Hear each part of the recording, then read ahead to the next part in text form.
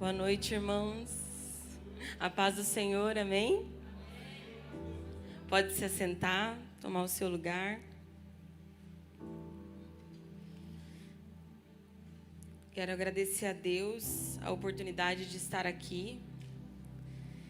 É sempre desafiador proclamar a palavra de Deus, mas nós somos apenas aqueles que Ele usa, apenas vasos de barro. A excelência é dele.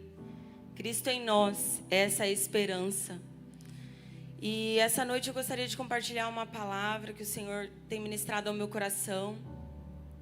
E essa palavra, ela é algo que eu venho vivendo há muito tempo. Eu vou pregar uma palavra que eu fui pregada por ela primeiro. E essa palavra, ela tem me acompanhado há um tempo. Já faz uns 3 anos que Deus tem feito alguns processos na minha vida. E nesses processos Ele tem me feito olhar para Ele, confiar nele, depender dele. E eu passei por um último processo há pouco tempo agora. E nesse processo eu posso dizer que eu conheci mais ainda esse Deus que nos surpreende, esse Deus que tem um olhar de amor e de misericórdia. Esse Deus que está atento às orações dos seus filhos e que nos ama. Então eu quero dizer para você que o Senhor, Ele está abalando. E eu sempre declarava isso nos atendimentos, declarava isso nas minhas orações. Senhor, abala o que precisa ser abalado, para que aquilo que não pode ser abalado seja estabelecido. E esse é um tempo de abalos. E eu quero compartilhar uma palavra com você que está lá em Hebreus. Hebreus capítulo 12. E eu quero ler alguns versículos, começando pelo versículo 1. Que fala sobre o tema: a disciplina de Deus comprova o seu amor. Hebreus 12:1 diz assim: portanto, uma vez que estamos rodeados de tão grande testemunha, livremo-nos de todo o peso que nos torna vagarosos e do pecado que nos atrapalha, e corramos com perseverança a corrida que foi posta diante de nós. Mantenhamos o olhar firme em Jesus, o líder e aperfeiçoador da nossa fé. Por causa da alegria que o esperava, ele suportou a cruz e sem se importar com a vergonha. Agora ele está sentado no lugar de honra, à direita do trono de Deus. Pensem em toda a hostilidade que ele suportou dos pecadores e desse modo vocês não ficarão cansados e nem desanimados. Afinal, ainda não chegaram a arriscar a vida na luta contra o pecado. Acaso vocês se esqueceram das palavras de ânimo que Deus lhes dirigiu como filhos? Ele disse: meu filho, não despreze a disciplina do Senhor, não desanime quando Ele o corrigir, pois o Senhor disciplina quem Ele ama e castiga todo aquele que o aceita como filho. Versículo 26. Quando Deus falou naquela ocasião, sua voz fez a terra tremer. Mas agora Ele promete: mais uma vez farei tremer, não só a terra, mas os céus. Isso significa que toda a criação será abalada e removida, de modo que permaneçam apenas as coisas inabaláveis. Uma vez que estamos e que recebemos um reino inabalável, sejamos gratos e agradecemos a Deus, adorando-o com reverência e santo temor, porque o nosso Deus é um fogo consumidor. Amém? Então essa palavra, ela tem pegado o meu coração de uma forma muito, muito forte, muito poderosa. E o livro que nós acabamos de ler, em Rita Mirza, ela diz que no seu livro Estudo Panorâmico da Bíblia, ela comenta que a epístola Carta aos Hebreus, ela apresenta Jesus como nosso intercessor junto ao trono de Deus. Ele é o nosso intercessor. A epístola, o autor dessa epístola ainda é desconhecido, mas tem um grande número de estudiosos que dizem que é o apóstolo Paulo. Ele é o autor da epístola aos Hebreus. Mateus, Marcos, Lucas, João, todos eles apresentam e eles falam do ministério de Jesus terreno, do ministério de Jesus aqui na terra. Já Hebreus fala do ministério de Jesus no céu, o seu ministério à destra de Deus.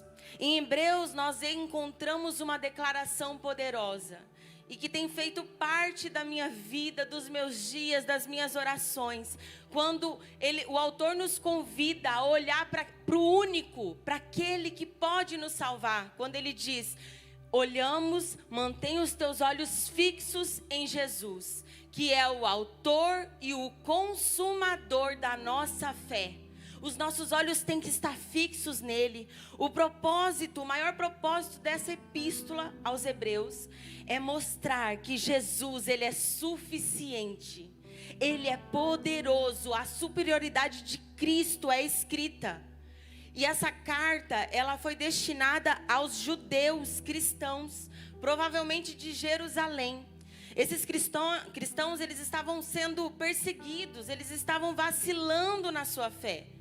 E por causa dessa perseguição, eles estavam achando que eles tinham perdido tudo, que eles tinham perdido tempo, que eles tinham perdido ali a sua vida por ter se entregue ao Evangelho. E essas perseguições estavam sendo muito grandes, muito fortes. E o apóstolo prova que eles só haviam perdido a sombra das coisas. E no lugar eles estavam recebendo a substância, que era o próprio Senhor Jesus Cristo. Eles estavam recebendo o próprio Jesus, a vida. Eles estavam preocupados com os sacerdotes, com o sacrifício. Mas o apóstolo apresenta ali Jesus, que é suficiente. Champlin, em um dos seus comentários, ele diz que os maiores problemas enfrentados pelo autor eram a frieza, a indiferença e a possibilidade dos seus leitores se apostatarem da fé, da apostasia da fé. A carta aos Hebreus, ela é um alerta para nós, para mim e para você, para que nós não nos desviemos da verdade de Cristo que nos foi apresentada. Por quê? Porque o autor está dizendo que é possível haver a apostasia, é possível que a gente se torne frio. Nós precisamos estar atentos para que a gente não se torne desobedientes, frios, inconsequentes, tardios, negligentes, que não quer obedecer, que não quer se submeter. Então essa carta é um alerta para nós. Jesus veio. A palavra de Deus diz que Jesus, para isso se manifestou o Filho de Deus. Ele se manifestou para quê? Para desfazer as obras do diabo. Para isso ele se manifestou e ele tem se manifestado nesses dias. Por isso que é tão urgente, que a gente permaneça, que a gente prossiga em conhecer ao Senhor. Que a gente mantenha uma vida de busca ao Senhor e à sua face. E no Evangelho segundo escreveu João, no capítulo 8, versículo 32, uma palavra muito conhecida por nós. Ela é declarada onde diz: e conhecereis a verdade, e a verdade vos libertará. Só é possível saber a diferença entre o falso e o verdadeiro se você conhecer o verdadeiro. Se você conhecer a diferença, por exemplo, se você pega um dinheiro, você pega uma nota. Tem pessoas que pegam notas falsas, porque só existe um falso porque existe um verdadeiro. Então nós precisamos urgentemente conhecer a verdade.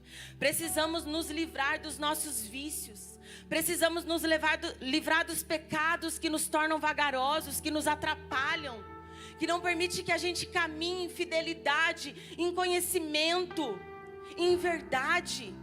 Nós precisamos nos livrar disso urgentemente, pois se nós não nos posicionarmos, nós corremos um sério risco de voltarmos aos nossos velhos hábitos, de retornarmos aos nossos velhos ídolos, nas nossas estruturas antigas, e nós poderemos ser presos novamente em cativeiros que Cristo já nos libertou. Então o Senhor está nos chamando a conhecer a verdade. A verdade está aqui. Ela está na tua mão aí, no teu celular.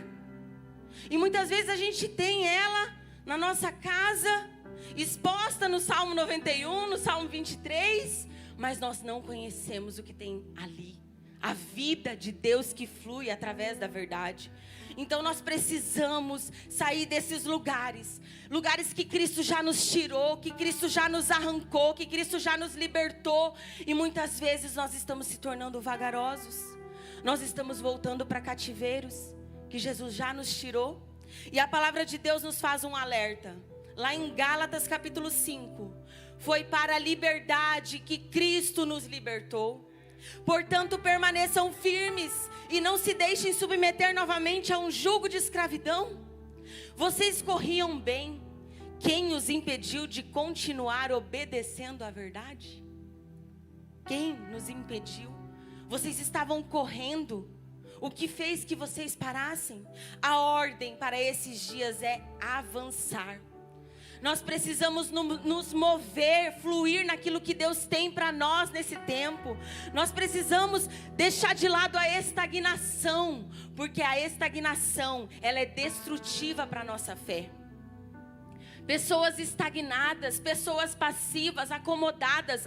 Cristo não nos chamou para isso, Ele nos chamou para uma corrida. E nós precisamos avançar.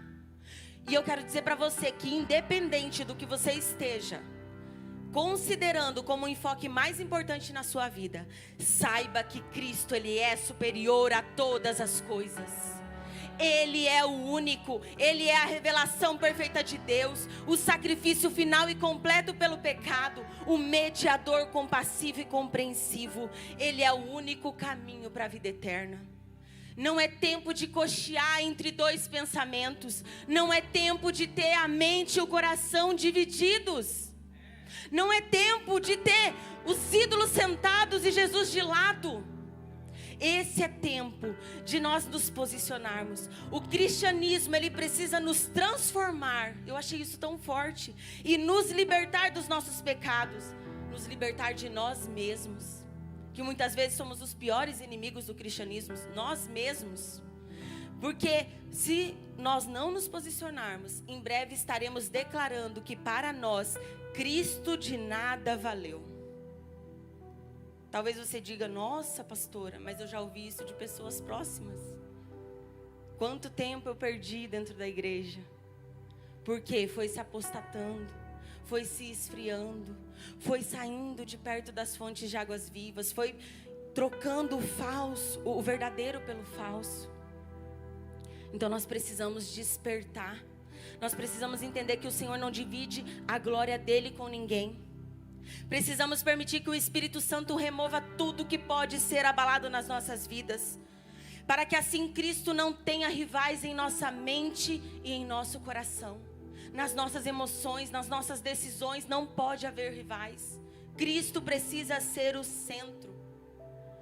Quando possuímos uma mente e um coração divididos, e Jesus não é o centro, a cruz não é o centro das nossas vidas, nós perdemos o acesso a Deus, não havendo outro acesso.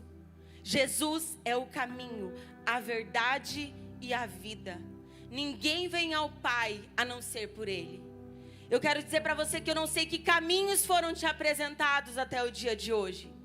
Mas eu quero dizer que há um caminho que nos liga ao Pai. E Jesus veio para nos ligar ao Pai e nos levar para a eternidade com Ele, para nos salvar. Não há outro caminho. Eu quero declarar isso para você essa noite.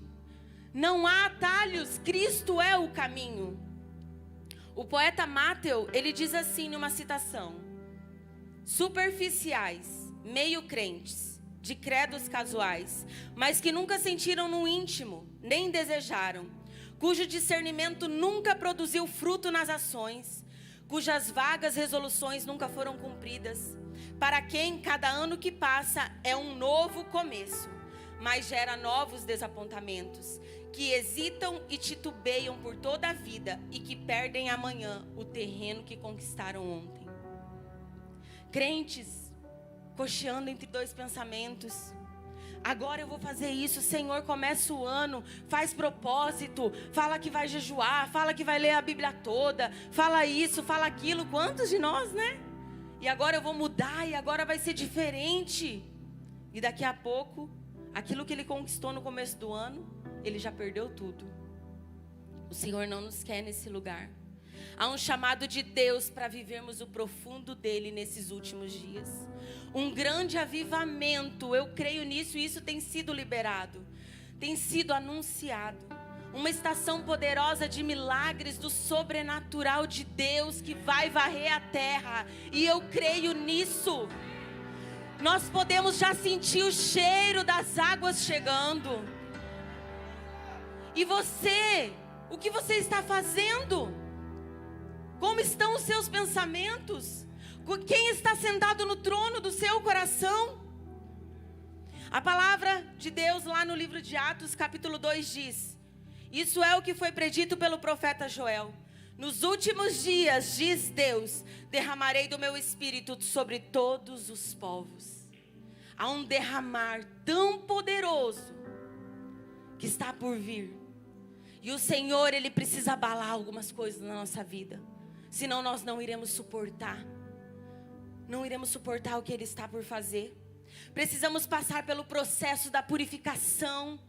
Pelo processo onde Ele vai limpar a casa. Ele vai colocar cada coisa no seu lugar. Ele vai colocar luz. Ele vai mexer nas nossas estruturas. Ele vai mexer nas nossas raízes.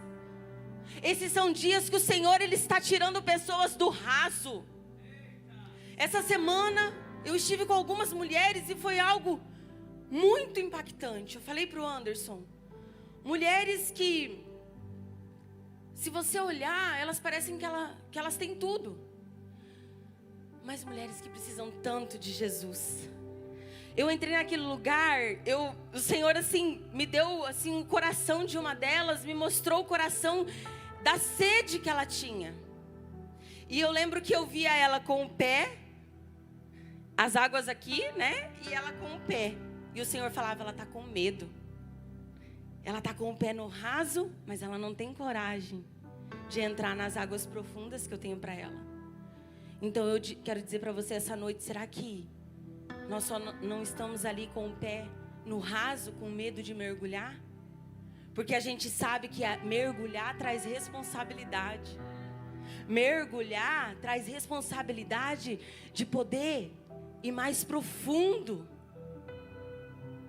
Quando a luz chega, nós mulheres, quando você vai limpar a casa, né? Quando você abre ali a janela e a luz entra, você fala, meu Deus, eu não tinha visto essa sujeira.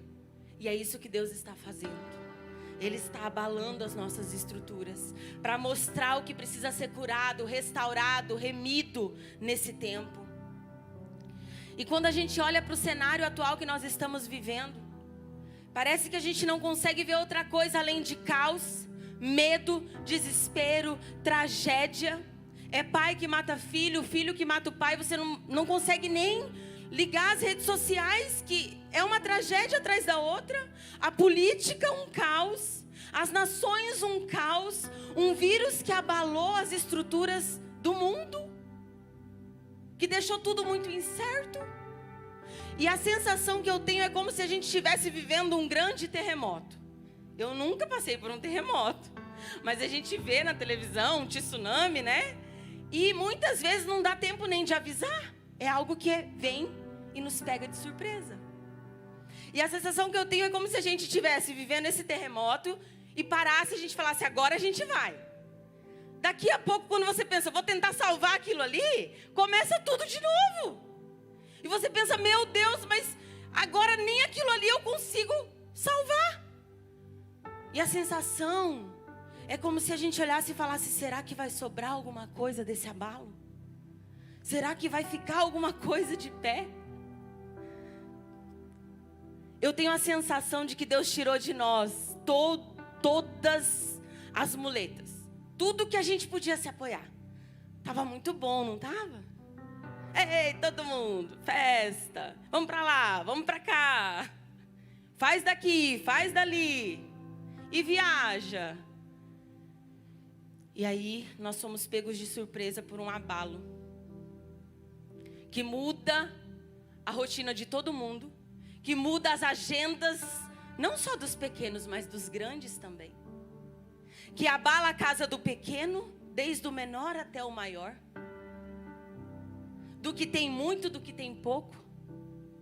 Somos pegos por uma doença que ninguém sabe ainda ao certo de nada. Pessoas que às vezes tentam de tudo, gastam tudo que podem, mas não conseguem trazer a pessoa de volta.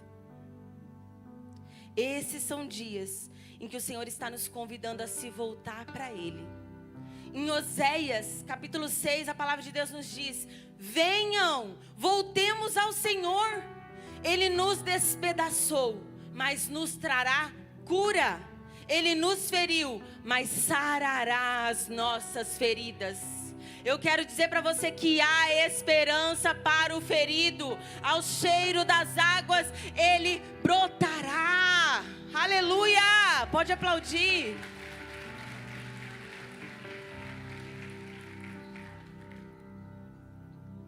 E a primeira verdade que eu desejo compartilhar com você é: já foi dada a largada.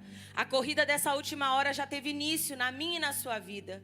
Jesus, ele está a postos na linha de chegada com o prêmio eterno.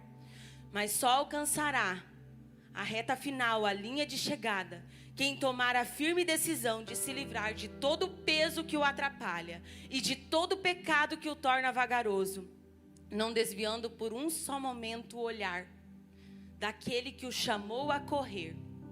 E eu quero dizer para você, há uma ordem para nós: não pare, corra. A corrida já começou, na minha e na sua vida. E no início do capítulo 12 de Hebreus, o autor ele nos convida a olhar para a galeria dos heróis da fé do capítulo 11. Depois você lê com calma, é poderoso o capítulo 11. Homens e mulheres de Deus que entregaram a sua vida, que entregaram tudo o que tinham, que foram cerrados ao meio, que foram perseguidos, que foram mortos à espada. Homens que alcançaram a eternidade por meio da sua fé. A palavra de Deus diz que o mundo não era digno deles, não era digno desses homens. Homens que foram até o fim, porque eles tinham uma esperança na ressurreição de uma vida melhor.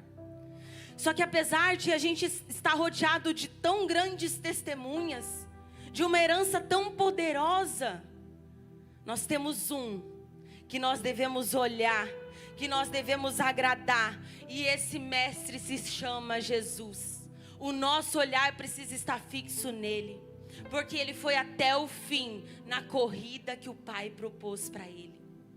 Ele não parou.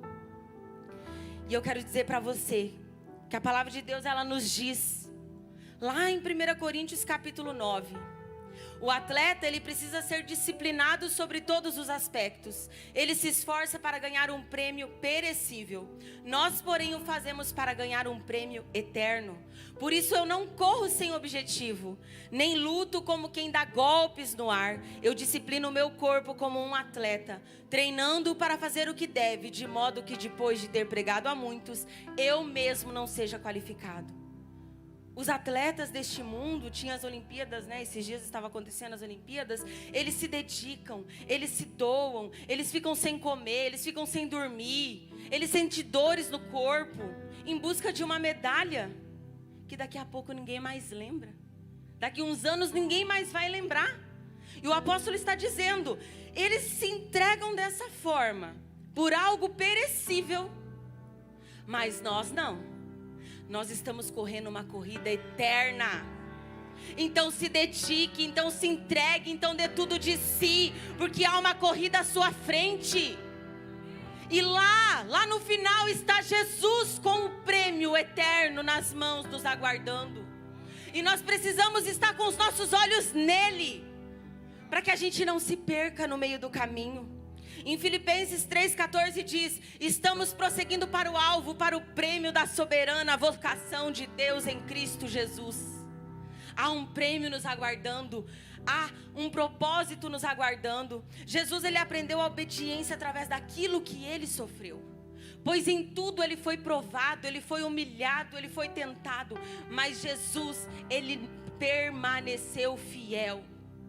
E a palavra de Deus nos diz que nós precisamos ter a mesma atitude de Jesus, que embora sendo Deus, ele se esvaziou a si mesmo, se tornando servo e semelhante aos homens. E ao se tornar homem, ele se humilhou e foi à morte, e foi fiel até a morte, e a morte de cruz.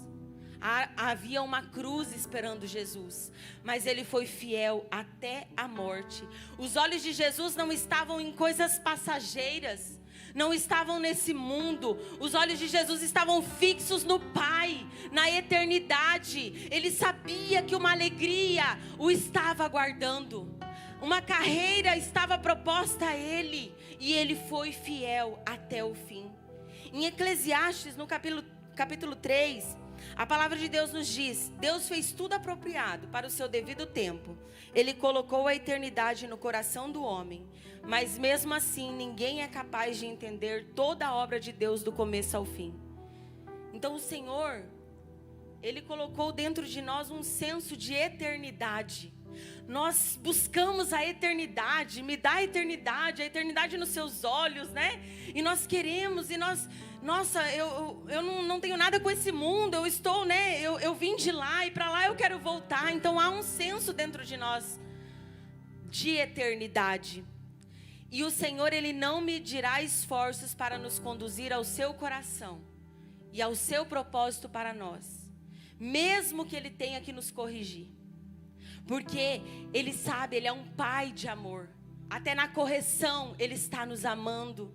Ele diz em Provérbios 3: meu filho, não despreze a disciplina do Senhor, nem se magoe com a sua repreensão, pois o Senhor disciplina a quem ama, assim como o pai faz ao filho a quem deseja bem. Então o Senhor nos disciplina porque nos ama, como quando a gente disciplina os nossos filhos, porque a gente sabe que é necessário aquela disciplina, para que eles cresçam, para que eles sejam responsáveis, para que eles se sintam amados, porque a disciplina é amor. Você dá a disciplina. E meditando nisso, eu lembrei de uma conversa que eu tive com uma irmã aqui da igreja, ainda não a conheço pessoalmente, a irmã Cibele, não sei se vocês conhecem, se todos conhecem ela. E no período, faz uns 2 meses, o meu pai, ele foi diagnosticado com Covid. E nesse mesmo período, a irmã Cibele também teve que internar o seu filho, mas não por Covid, ele tinha uma cirurgia para fazer do coração. E eu lembro que ela postou ali no grupo, né, pedindo oração, e a gente começou a orar pelo Arthur, e em alguns momentos, nos primeiros dias eu não consegui dar muita atenção, porque eu estava na situação ali, bem intensamente ali com o meu pai, mas depois eu comecei a orar pelo Arthur. Toda vez que eu ia orar pelo meu pai, eu orava pelo Arthur. E a Cibele, ela nos pedia oração, porque o Arthur foi fazer essa cirurgia do coração, e ele teve algumas complicações. E os médicos nos primeiros ali momentos, né, não conseguiam identificar o que tinha acontecido. Mas ele foi para a UTI, o estado dele era grave. E a gente começou a interceder, e Deus começou a mudar a situação, e Deus começou a mover. Até que veio o diagnóstico de que o Arthur tinha tido um AVC. E esse AVC tinha paralisado os movimentos dele. Então os olhos, né, o abrir dos olhos e fechar, o movimento da boca, as pernas, né? Então o seu sistema motor foi ali atingido. Só que graças a Deus tinha como reverter a situação. Não era irreversível, não era algo irreversível. Aí, depois que ele foi, né, saiu do hospital, foi para casa, a gente celebrou muito a vitória pela cura do Arthur, que ele pôde voltar para casa. Um dia ela me mandou uma foto dele, e ela tinha que levantar ele para que ele começasse a ser novamente estimulado, e né, faz parte da fisioterapia. Aí eu falei para ela assim: nossa, mas ele tá com uma cara, olha a carinha dele, né? Aí ela falou: ele chora muito, porque a gente precisa colocar ele de pé. Mas faz parte, é necessário, faz parte do processo de cura dele. E aquilo o Espírito Santo começou a ministrar no meu coração. Que muitas vezes é assim. Nós chegamos para Deus paralisados. O nosso sistema motor ali, né? A parte nossa já não funciona mais nada. Os nossos movimentos estão paralisados, estão atrofiados.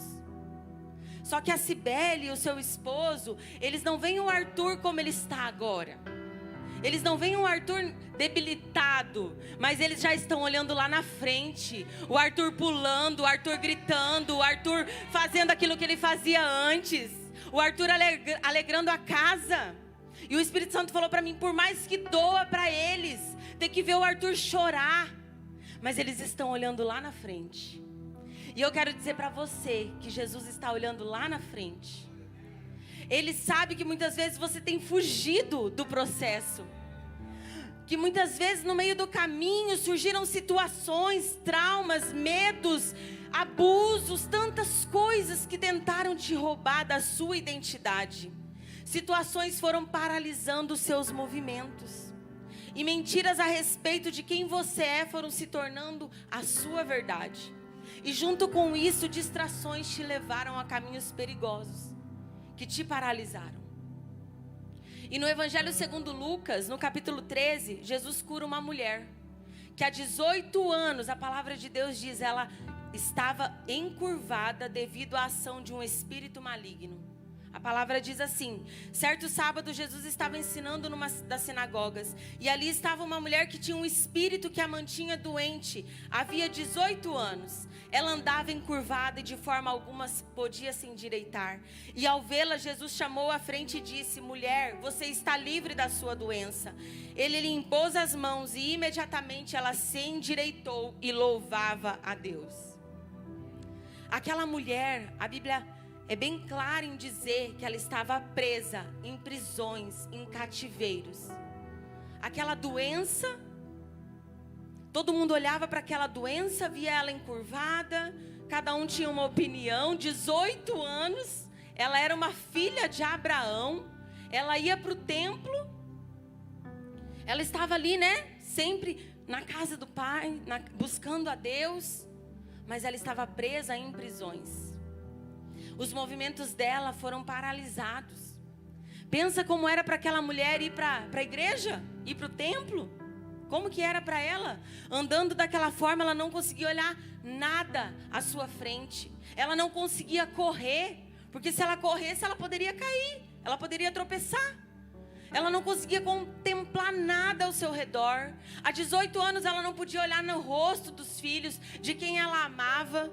Há 18 anos eu imagino, talvez ela tenha sido rejeitada durante 18 anos. As pessoas olhavam para ela com indiferença. Eu imagino essa mulher chegando toda vez ali no templo e falando, será que é hoje que eu vou ser curada? Será que é hoje que eu vou voltar a andar normalmente? Será que é hoje que a minha coluna vai deixar de doer? Será que é hoje que eu vou poder contemplar o céu novamente? Pensa o quanto era sofrido para essa mulher. E as pessoas olhavam o exterior. Elas viam uma mulher encurvada. Mas chegou um dia que essa mulher foi ao templo. Mas tinha alguém diferente lá. Jesus estava lá. E Jesus olhou para aquela mulher além daquilo que os olhos podem ver. E ele enxergou que ela estava presa em prisões. No cativeiro, Satanás mantinha ela em cativeiro. E eu fico imaginando aquela mulher entrando ali falando, não, eu acho que vai ser mais um dia que eu vou voltar para casa. Mas Jesus encontrou aquela mulher. Os olhos de Jesus viram aquela mulher. Jesus se aproximou dela. Jesus se importou com a dor dela. Jesus liberou uma palavra sobre ela, a tocou e ela foi livre. E ela pôde novamente louvar ao Senhor. Ela pôde novamente pular, adorar. Ela pôde novamente se movimentar. Ela pôde novamente estar na corrida. Eu quero dizer para você que Jesus vê além. De repente você está preso num cativeiro, em prisões, que te tornaram uma pessoa paralisada, uma pessoa que não consegue se movimentar. Nada da sua vida vai para frente. Você não consegue ter sonhos, você não consegue ter propósito. E aquela mulher, ela encontrou Jesus. Jesus, ele quebrou ali todos os protocolos. Todos os protocolos, ele se aproximou dela. Ele olhou para ela, ele liberou uma palavra e ele a tocou e curou ela num sábado. De tanto que ele se importava com ela. E nessa noite talvez você tenha chegado aqui totalmente paralisado. E o Pai precisa te colocar de pé. Ele precisa tocar em você e estimular novamente os seus movimentos. E talvez pela dor tão grande que você tem sentido, talvez pelos sonhos que você não vê mais jeito de se realizarem, talvez pelo trauma, pelas coisas que você passou ao longo do caminho, você diga: Jesus não me ama. Por que Ele quer me colocar de pé? Por que Ele quer que eu me movimente? Será que Ele não está vendo a dor que eu estou sentindo?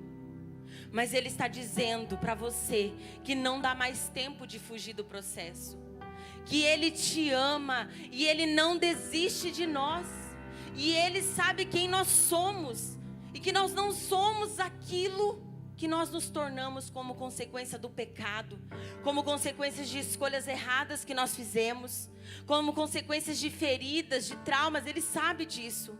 E Ele continua nos atraindo. E Ele continua dizendo para você: há uma corrida para você. Há um futuro para você. Há um futuro de paz para você. Esse é o tempo de você ser curado. Enquanto eu escrevia essa palavra, o Senhor dizia: alguns estão por dentro dizendo: não, Ele não me ama, porque Ele tirou os meus sonhos, porque Ele levou alguém que eu amava, porque aquela pessoa que eu confiava me decepcionou. E você está gritando dentro de você, mas hoje o Senhor está dizendo que Ele está te tocando, e que Ele diz para você: meu filho, eu sei que está doendo, mas eu tenho a cura para essa dor na sua alma. Aleluia! E eu lembrei daquele filme de Desafiando Gigantes. Não sei se vocês já assistiram, assisti várias vezes, que tem uma parte que eles estão treinando e o menino, ele tem dificuldade, ele se sente incapaz, e é um campo enorme, e o treinador olha para ele e fala: vai, atravessa o campo. Ele fala: eu não consigo. Ele falou: você consegue. Aí ele dizia assim: tá doendo. Aí o treinador falava assim: você consegue. Ele: mas tá doendo. Mas você consegue. Mas tá doendo. Mas você consegue. Aí no final ele já não estava mais aguentando. Ele cai no chão chorando. E quando ele olha, ele atravessou o campo todo. Então eu quero dizer para você que você está dizendo: pai, tá doendo. Mas ele está dizendo para você: você consegue. Você consegue, porque para a liberdade Cristo vos libertou. Então você consegue. E nessa noite o Espírito Santo está te perguntando: onde os seus olhos estão? Onde você estacionou? Onde você perdeu os seus movimentos, os seus sonhos, a sua alegria? Será que na dor da falta? Na dor do luto?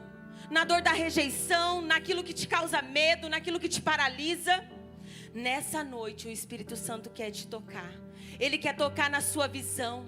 Ele quer tocar nos seus músculos espirituais. Ele quer te dar vida novamente. Ele quer restaurar o seu coração. E Ele está te chamando para correr. E a segunda e a última verdade que eu quero compartilhar com vocês é que essa é a hora onde Deus está abalando tudo que pode ser abalado, para que aquilo que não pode ser abalado seja estabelecido. E assim nós possamos viver um grande avivamento, onde os filhos se manifestarão e as realidades dos céus invadirão a terra. Eu creio nisso. E no dicionário, a palavra abalar, ela tem os seguintes significados: mover um pouco, fazer tremer, sacudir, tirar a segurança, estremecer.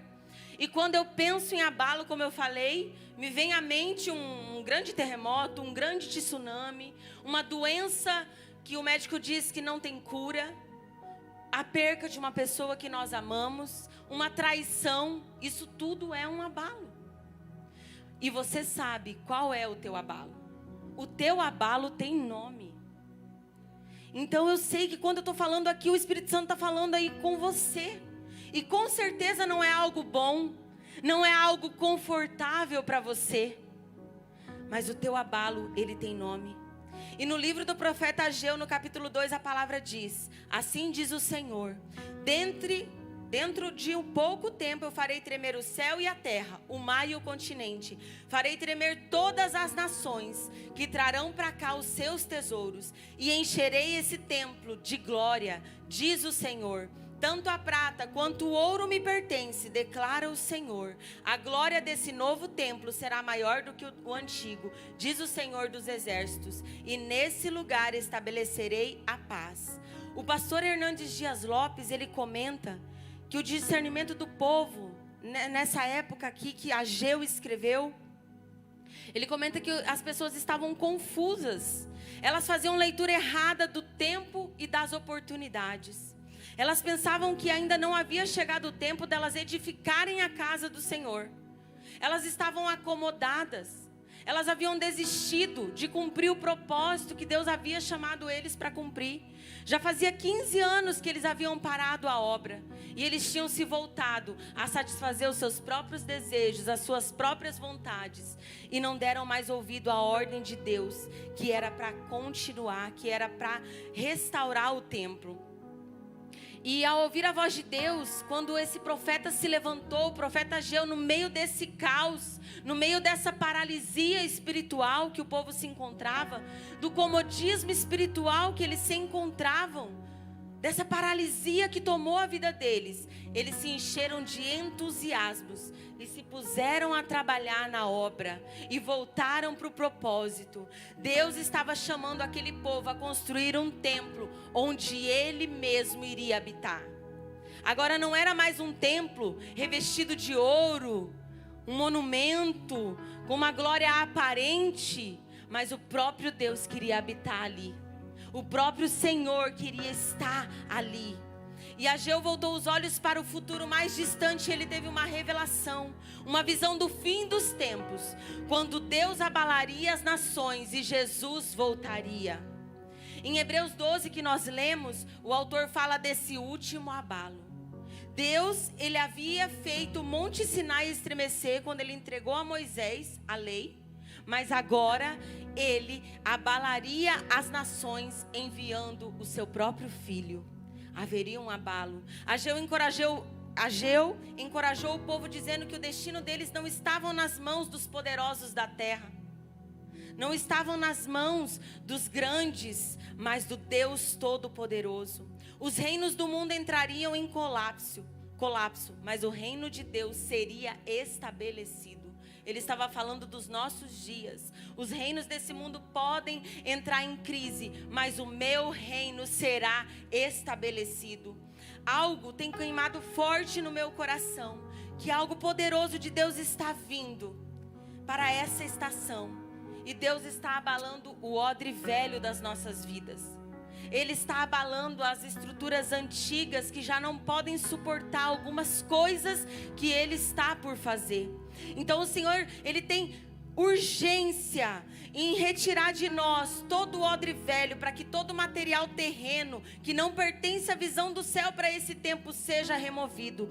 Pois só suportaremos o vinho novo que será derramado se estivermos adequados com o odre que foi preparado para receber o vinho novo dessa estação.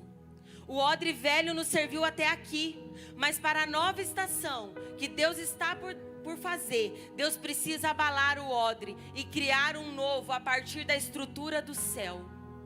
Pois somente assim nós estaremos preparados para passar por uma nova fermentação, por uma nova pressão dessa última hora. Então o Senhor, Ele quer abalar essas estruturas que já não nos cabem mais, que já não tem mais como receber o que Ele tem para derramar. E o pastor Judson, ele diz que avivamento sem raízes profundas é comparado a vinho novo em odres velhos. Ele diz que é uma catástrofe anunciada. Então nós estamos pedindo avivamento e o Senhor está falando, mas eu preciso abalar algumas coisas, porque senão vocês não vão suportar. Eu vou matar vocês com aquilo que eu preciso derramar para esses dias. Então vocês precisam estabelecer raízes profundas. Vocês precisam permitir que as estruturas de vocês sejam estabelecidas na minha verdade, na minha palavra. E ele falando de raízes, eu peguei um estudo sobre raízes e eu achei muito forte. Onde diz que os cientistas australianos, eles descobriram que as raízes, elas não são movidas apenas pelo solo encharcado, mas eles conseguiram identificar que elas têm a capacidade de ouvir o som da água. na revista super interessante. Isso eu falei, meu Deus! Então as raízes, elas têm uma função de achar água a todo custo. Essa é a função dela. Ela é movida por esse instinto de sobrevivência. E elas são capazes de furar encanamentos, levantar calçadas e o que for preciso para achar o acesso à água, a fonte de vida, elas vão atrás. E eles conseguiram identificar que quando elas não conseguem achar a água ali do solo encharcado, elas começam a procurar pelo ouvido. Eu falei, meu Deus, elas conseguem ouvir. E eles fizeram uma experiência que colocaram no tubo só o som da água. E no outro tubo a água realmente passando. E disse que a raiz ela ia conduzida pela água verdadeira. Onde estava a água mesmo, o som da água. Não aquele som falso, era o mesmo som. Mas ela conseguia discernir. E eu quero dizer para você que o Senhor, Ele quer que a gente cresça em direção a Ele.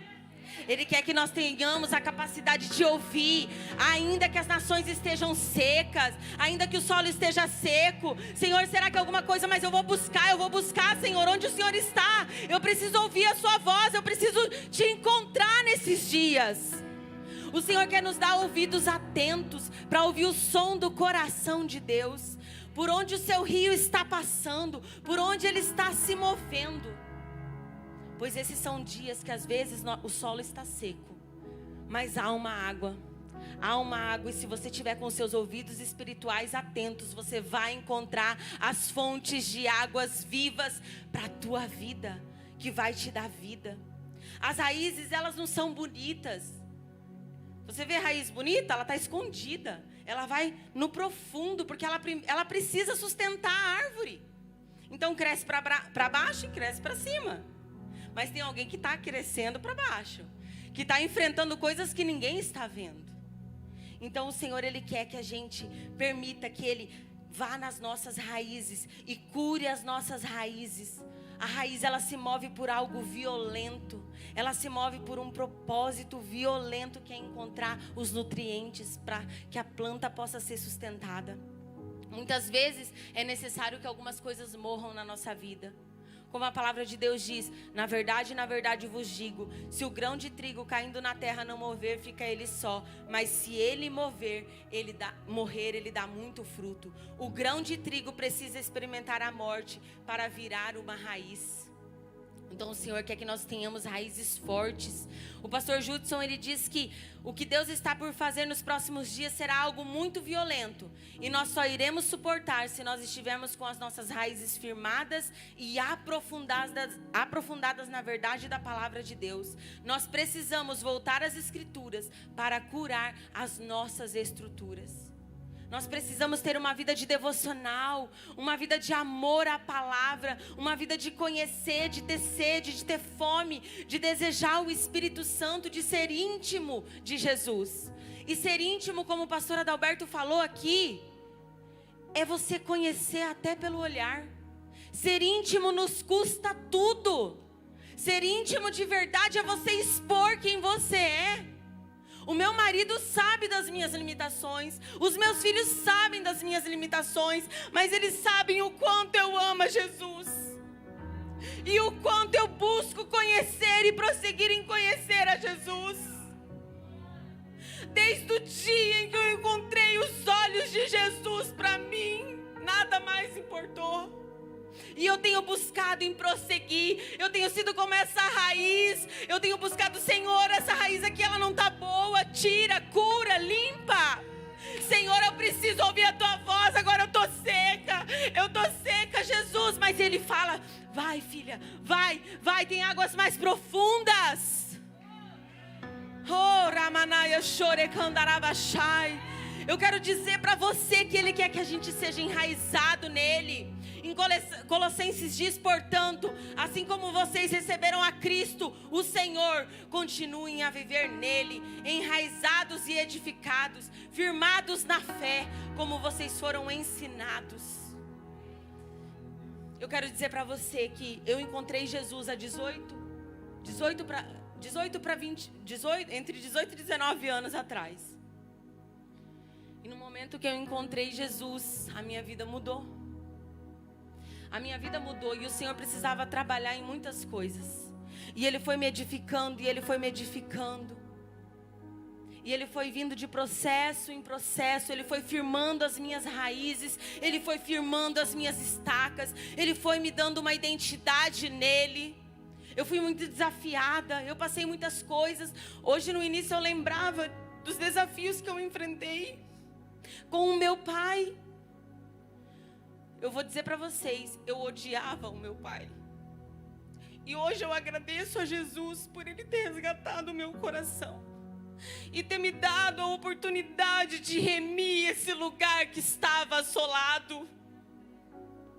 Ele foi firmando as minhas raízes, Ele foi me limpando, Ele foi me curando, Ele foi me dando estrutura.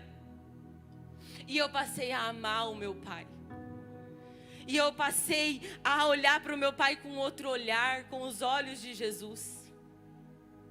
E há uns 3 ou 4 anos atrás, numa escola que eu fiz, no final da escola, não sei se o Anderson vai lembrar, veio muito forte no meu coração: ame o teu pai. Ame o teu pai o quanto você pode, se dedique, honre. E eu terminei a escola, eu comecei a chorar, eu falei: Anderson, eu não sei quanto tempo meu pai tem. Falei para ele: eu preciso resolver as coisas com meu pai, eu preciso estar perto do meu pai. E nessa pandemia, o Senhor me permitiu caminhar com meu pai. O Senhor me permitiu acertar coisas com o meu pai. E o grão de trigo teve que morrer. Eu sei que quando meu pai foi internado, a minha esperança era que ele voltaria com vida. E foram 2 meses onde eu precisei ter as minhas raízes bem profundo em Jesus, para ouvir Ele, o que Ele queria fazer. Foram 2 meses onde eu me vi literalmente numa guerra espiritual pela vida do meu pai. Mas o Senhor me deu a oportunidade de falar do amor de Deus para o meu pai, de orar pelo meu pai, de ministrar vida sobre o meu pai. O meu pai foi para um quarto de UTI, eu pude colocar as mãos sobre ele, ele concordava, eu orava com ele. E eu sei que o Senhor recolheu o meu pai, porque essa era a hora, esse era o momento. Então eu falo que isso me deu estrutura, porque às vezes eu olho e falo: meu Deus, como que eu estou suportando? Mas é porque eu estou enraizada nele. As minhas raízes estão profundas nele. E eu busquei ouvir o que Ele queria que eu fizesse nesse tempo. Então eu quero dizer para você que esse é o tempo que Deus quer derramar coisas fortes sobre a nossa vida. E finalizando já, há um tempo atrás, o Anderson falou algo para mim. Ele disse assim: Thay, eu estava meditando naquela palavra de Lucas que fala: deem e lhe será dado, uma boa medida, recalcada, sacudida e transbordante será dada a vocês. E ele falou: Tayane, algo veio ao meu coração, que nós estamos passando por esse processo, onde Deus nos recalcou, que é, nos pisou, que Jesus estava falando dos mercados lá no Oriente Médio, onde eles colocavam os grãos, aí eles apertavam, aí depois eles vinham e falavam: vamos ver se cabe mais. Daí eles chacoalhavam, para ver se não tinha espaço. Aí chacoalhava. Aí depois ele jogava mais até que transbordava. Ele falou: Deus nos calcou, nos apertou. Depois Deus veio e chacoalhou.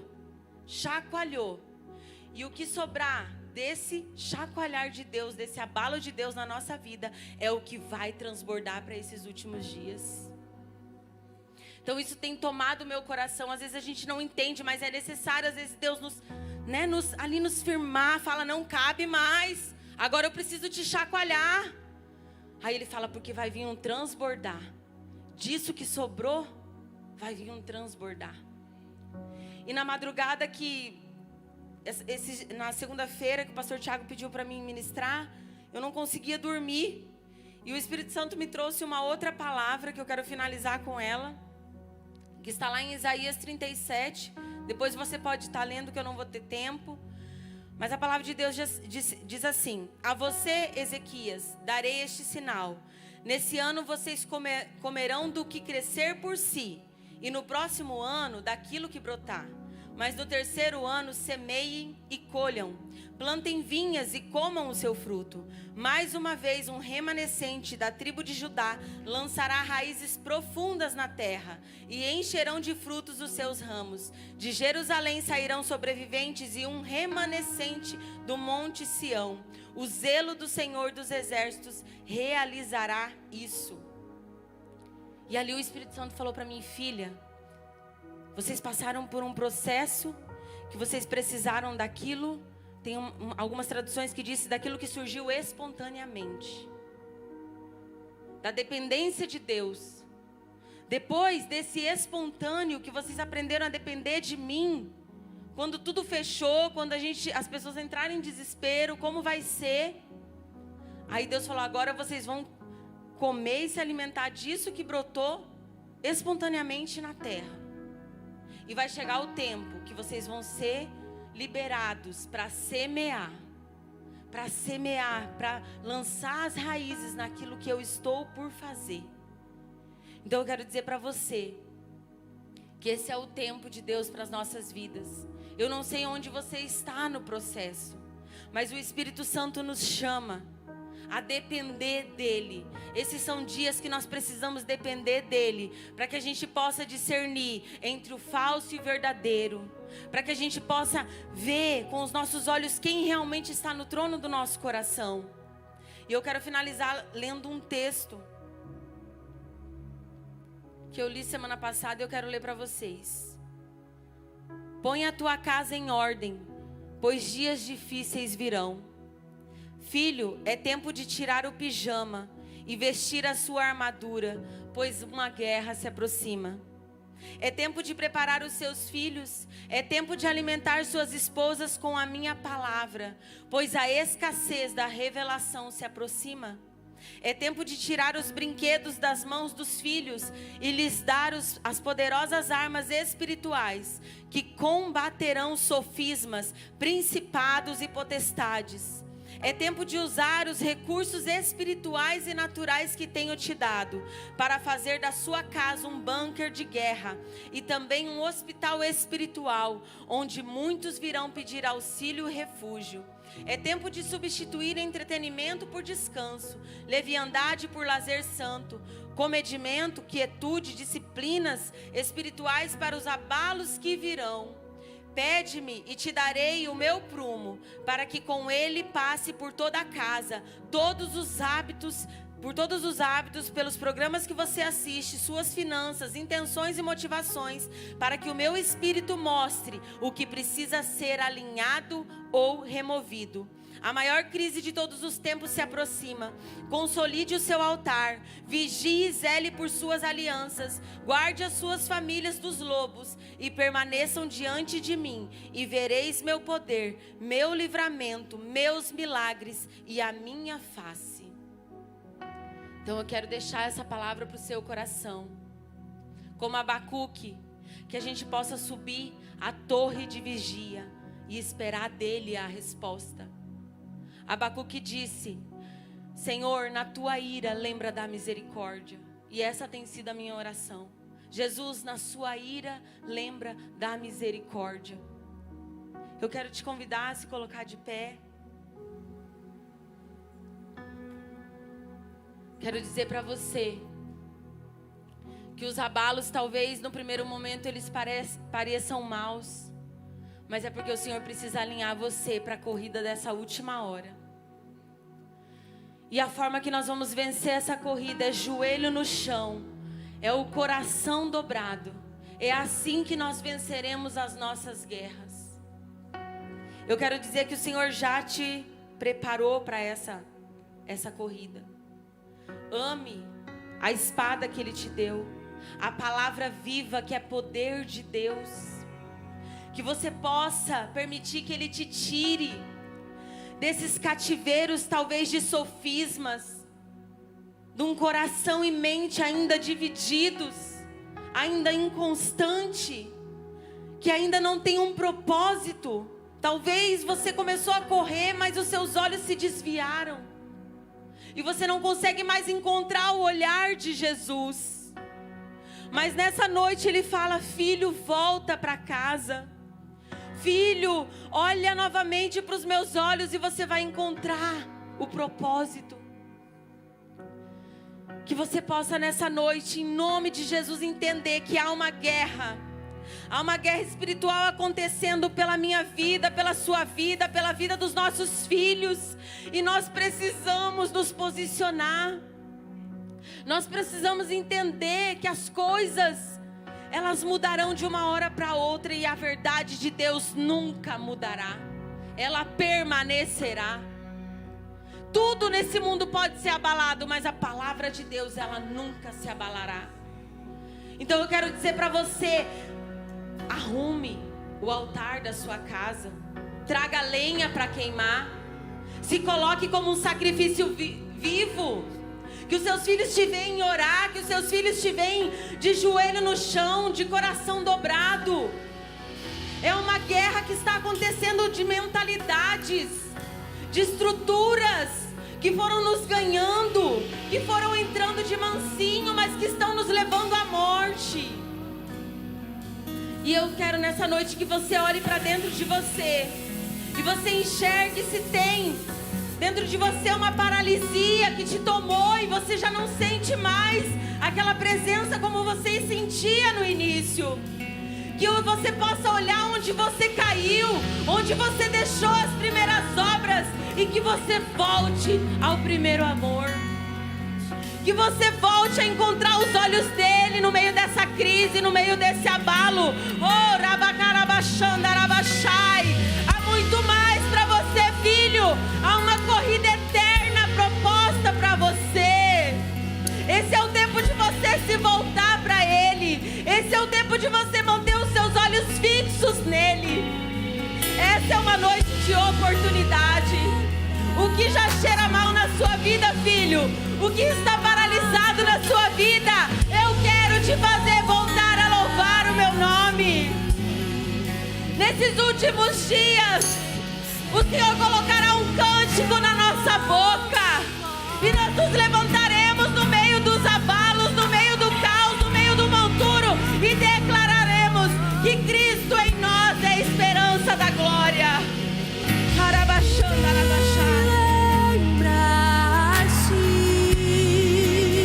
de tuas promessas e moldaste. Irmãos, antes de ontem nós estávamos dormindo, era 3 horas da manhã, eu acordei minha esposa e eu disse: amor, levanta, vamos lá no quarto dos nossos filhos. Eu via demônios. Não é assim, irmão. Eu imaginei, eu estava dormindo, eu via demônios assaltando a mente dos nossos filhos.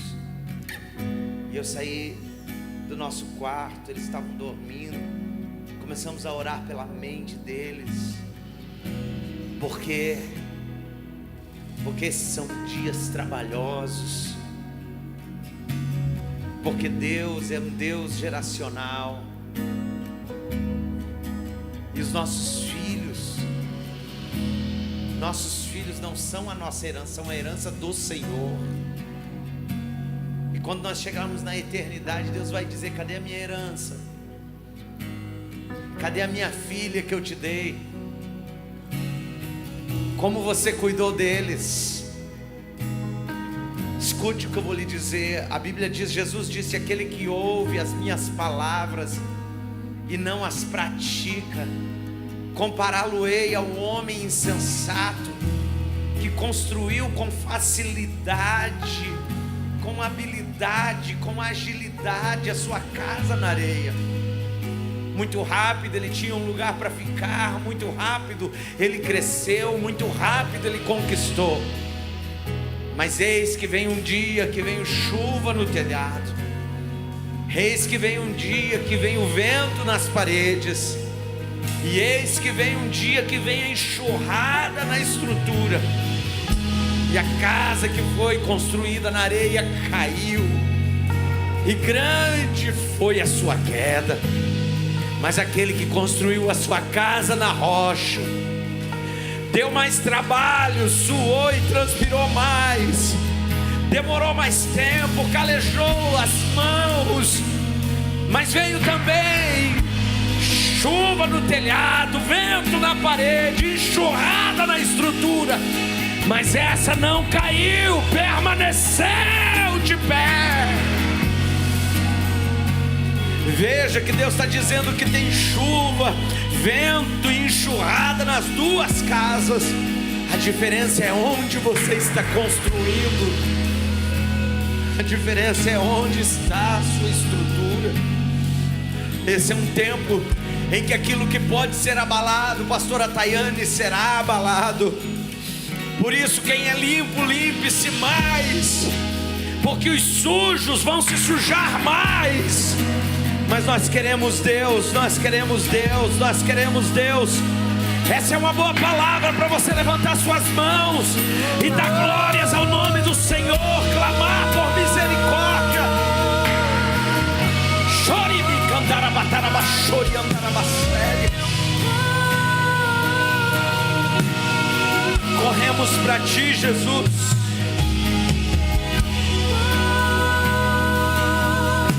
Sabe, irmãos, hoje de manhã o pastor Rudy foi lá em casa e eu estava desde as 6:30 da manhã estudando, preparando, porque tem uma surpresa maravilhosa para daqui uns dias. Você vai saber, estudando, preparando. E aí falei para o pastor Rudy, eu preguei domingo lá em Toledo, Êxodo capítulo 2. Foi um menino da tribo de Levi. Quando ninguém queria casar, ele disse: vamos casar. E teve um filho. Quando ninguém queria ter filhos por causa do decreto de Faraó, ele disse assim: maior que Faraó é o Deus que está no trono. E geraram e tiveram um filho. Quando ninguém queria cuidar, eles esconderam dentro de casa. E quando não deu mais para esconder, eles colocaram no rio e devolveram para Deus cuidar aquilo que Deus mesmo deu. Oh meu Deus! Fizeram o que ninguém tinha coragem de fazer, viveram o que todo mundo desejava viver. Esse é um tempo de se levantar e fazer e ser aquilo que vai na contramão. O Faraó está dizendo: não, é desse jeito.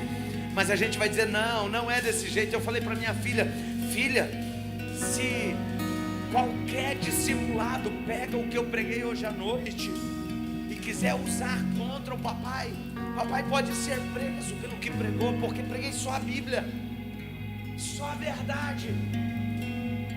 Mas a gente precisa estar com coragem para isso também. Esses são dias. A verdade não dói, a verdade liberta.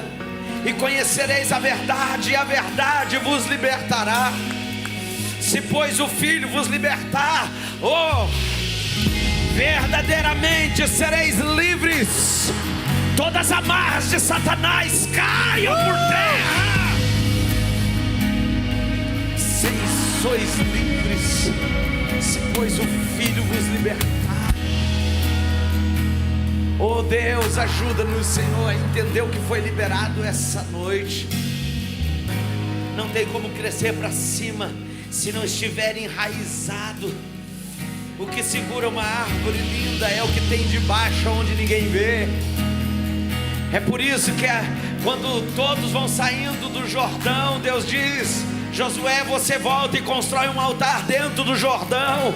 Por quê? Porque lá daqui a pouco a água vai jorrar, ninguém vai ver o que está lá dentro. Mas só pode ter altar aqui fora, porque tem um altar lá dentro escondido, Josué. Nós vamos terminar essa reunião, mas o sentimento essa noite é que Deus mandou um abalo sísmico. As placas tectônicas se movimentam.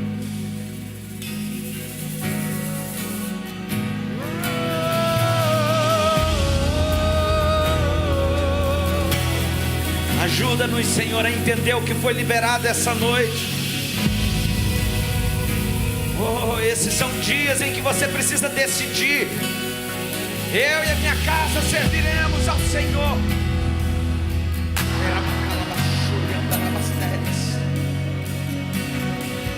Oh,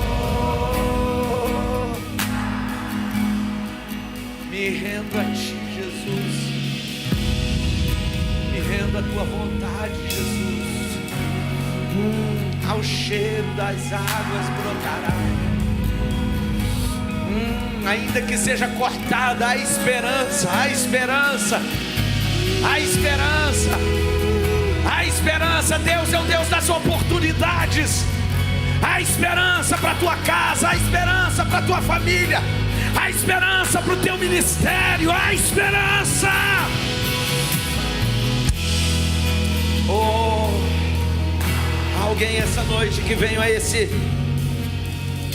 reunião e foi tocado pela palavra do Senhor e nunca entregou sua vida a Jesus, mas seu coração está acelerado. Você está afastado da casa do Pai. Não, o maior sinal de que você foi atraído com laços de amor essa noite é que você está aqui nessa quarta-feira. Então mesmo que você se afastou, o amor do Pai está te atraindo de volta, porque Ele está de braços abertos dizendo: eu te amo, meu filho, eu te amo, minha filha. Jesus quer salvar a sua vida, mudar a sua história, colocar os demônios para correr. Onde está uma pessoa para Jesus essa noite? Sai do seu lugar agora. Eu não vou insistir com você, mas Jesus está te convidando. Me dá o seu coração. Eu mudo a sua história. Jesus te ama. Onde está você que se afastou da casa do Pai? Onde está você que nunca entregou sua vida a Jesus? Sai do seu lugar agora. Vem receber Jesus. Ele está de braços abertos dizendo: vem, filho. Vem, filha. Vem, essa é a noite que Jesus escolheu para mudar a sua história.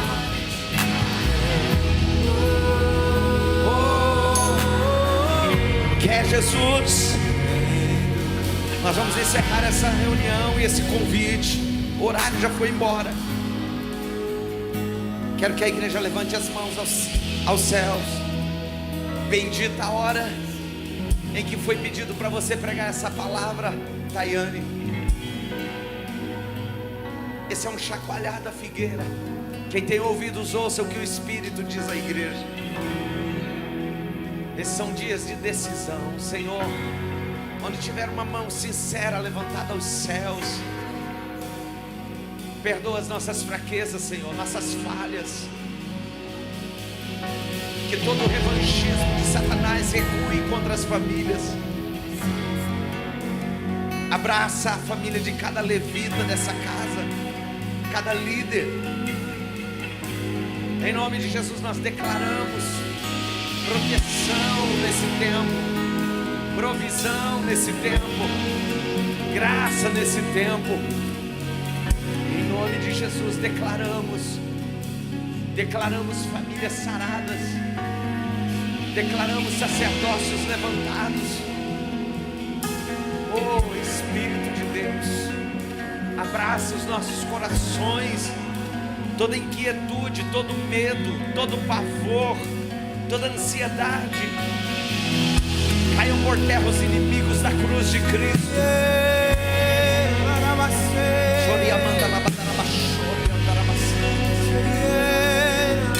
Em nome de Jesus, em nome de Jesus, que o amor de Deus, a graça de nosso bem-amado Senhor e Salvador Jesus Cristo, as consolações doces do Espírito Santo, uma semana de bênção, uma quinta-feira cheia de Deus. Que você tenha coragem de se levantar na madrugada para orar, para ler a Bíblia. Que o teu devocional seja com Ele. Só quem crê nisso diga amém. Deus é bom toda hora. Deus abençoe você. Aplauda mais alto. Pode acender a luz. Deus abençoe você.